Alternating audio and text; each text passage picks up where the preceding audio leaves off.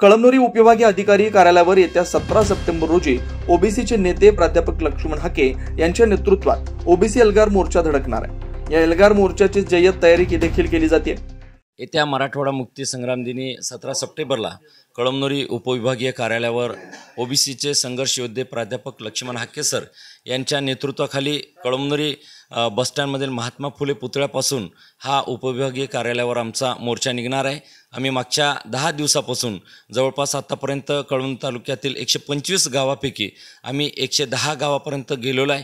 आम्ही सकाळी 6 वाजल्यापासून रात्रीच्या 12 वाजेपर्यंत सर्व आमच्या ओबीसी बांधवांच्या गाव बैठका घेतल्या, कॉर्नर सभा घेतल्या आणि एकंदरीतच असे आम्ही सगळं वातावरण जे आहे तर ते मोर्चाचं चांगलं झालेलं आहे। आणि साधारण आमचा असा कयास आहे की 10,000च्या वर लोक या मोर्चामध्ये सहभागी होतील। आम्ही लोकांना हे पण आवाहन केलेलं आहे की 17 तारखेला पावसाचा दिवस सांगितलेला आहे, आपण छत्र्या आणावं, रेनकोट आणावं आणि आपल्या स्वतःचं संरक्षण करत आपले विद्यार्थ्यांना आणि युवकांना पण आपण या ठिकाणी घेऊन यावं असे आम्ही आवाहन केलं आहे। प्राध्यापक लक्ष्मण हाके सर यांच्यासोबतच आमचे प्राध्यापक टी.पी. मुंडे सर असतील, नवनाथ वाघमारे असतील, ॲडव्होकेट मंगेश ससाने असतील, प्राध्यापक उमाकांत राठोड, ॲडव्होकेट अविनाश भोसीकर, गोविंद दळवी, रफिकभाई कुरेशी हे सुद्धा ओबीसीचे नेते या मोर्चाला मार्गदर्शन करणार आहेत। हा लढा ओबीसी समाजाचा असताना ओबीसी समाजातील कोणकोणत्या नेत्यांना निमंत्रण दिलं आणि कोणकोणते नेते एल्गार मोर्चात मार्गदर्शन करणार आहेत, त्याचबरोबर पॉम्पलेटवर कोणाकोणाची नाव आहेत यासंबंधी देखील आज 15 सप्टेंबर रोजी कळमनुरीच्या शासकीय विश्रामगृहात माहिती देण्यात आली, ते पण पाहूया।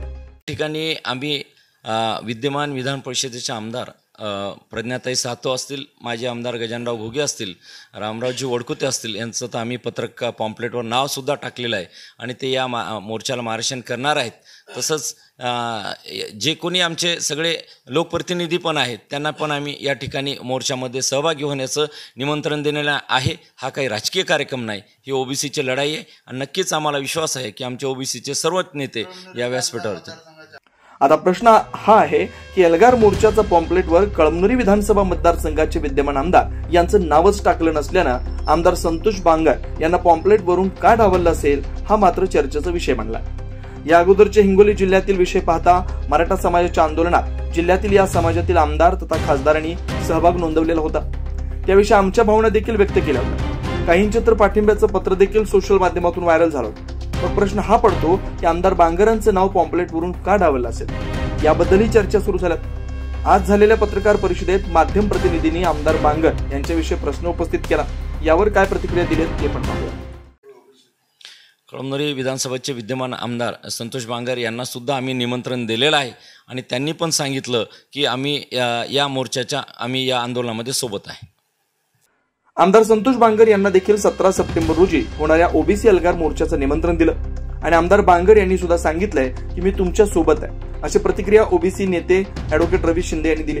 आता सर्वात महत्त्वाचं म्हणजे आमदार संतोष बांगर यांचं पॉम्पलेटवरून नाव डावललं असल्यानं ते ॲडव्होकेट रवी शिंदे यांनी सांगितल्याप्रमाणे सोबत आहे असं म्हणत असले तर मोर्चात खरंच त्यांचा सहभाग असणार का, हे मात्र गूढ अजूनही कायम आहे। उमेश चक्कर, प्रवाह नेटवर्क, हिंगोली।